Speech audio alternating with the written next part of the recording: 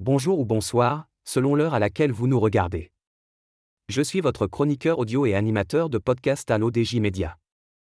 Aujourd'hui, je vous lis fidèlement la chronique de Mohamed Yassir Mouline, un texte puissant où un verset devient boussole morale et où la politique s'évalue au poids des actes. Pendant que les uns s'empressent de polir leur CV, les autres commencent à relire le Coran, non pas pour méditer, mais pour comprendre à quel verset commence leur audit. Le Maroc ne manque pas d'énergie, il manquait juste d'électricité dans la conscience. SM le roi vient d'appuyer sur l'interrupteur. Et soudain, tout le monde voit clair. En clôturant son discours d'ouverture du Parlement par le verset de la sourate Az-Zalzala, quiconque fait un bien fût du poids d'un atome le verra, et quiconque fait un mal fût du poids d'un atome le verra, SM le roi Mohamed s'y n'a pas cité seulement le Coran, il l'a invoqué comme principe de gouvernement.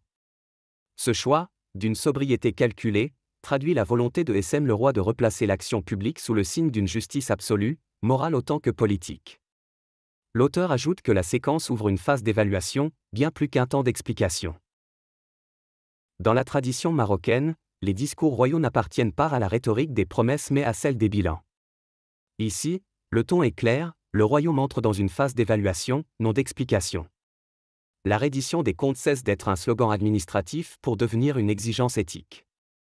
Le message ne s'adresse pas seulement à la technocratie ou au ministère, il vise l'ensemble de la classe dirigeante, invité à se regarder dans un miroir que SM le roi Mohamed VI tend sans un mot d'é. L'auteur affirme que pour lui, cette référence agit comme un sceau, le temps du verbe cède la place au temps du verdict. Cette référence coranique agit comme un sceau symbolique. Le Maroc du verbe cède la place au Maroc du verdict. Après les décennies des réformes annoncées et des programmes multiples, SM le roi voudrait instaurer une ère du concret, où chaque acte, bon ou mauvais, sera pesé dans la balance nationale. Ce n'est pas un appel mystique, mais une méthode politique, faire de la spiritualité un instrument de responsabilité. Dans un contexte social marqué par les inégalités et la fatigue des promesses, ce recours au texte sacré vise à réenraciner la légitimité dans une valeur universelle. La justice comme mesure commune entre le pouvoir et le peuple.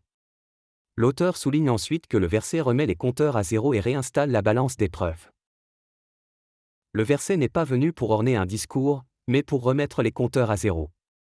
En une phrase, SM Mohamed VI a rappelé que la politique n'est pas un théâtre d'ombre, mais une balance à deux plateaux. Sur l'un, les promesses, sur l'autre, les preuves. Et depuis quelque temps, la balance penche dangereusement du mauvais côté. Le message a introduit une rupture. Le Maroc ne sera plus gouverné par la déclaration, mais par l'évaluation. Le verset final devient alors une boussole morale, quiconque sert avec loyauté trouvera reconnaissance, quiconque trahit la confiance publique en portera le poids, ne fût-ce du poids d'un atome. Ou quand un verset devient un audit. L'auteur rappelle que le ton employé a frappé par sa calme implacabilité. Ce qui a frappé tout le monde, c'est le ton. Aucun cri, aucune menace, aucun coup de table. Juste un verset coranique, calme, implacable. SM le roi a parlé comme on tend un miroir, et dans ce miroir, chacun a vu ce qu'il voulait. Les optimistes y ont lu un appel à la vertu, les pessimistes, une annonce de sanction, et les cyniques, un rappel qu'il vaut mieux faire semblant d'agir que d'être vu ne rien faire. Ainsi, la sourate Az-Zalzala ne convoque pas la peur, mais la conscience. Et derrière la solennité du texte sacré, se dessine un message de réforme silencieuse, celle d'un État qui veut désormais juger ses actes à l'aune de sa propre parole.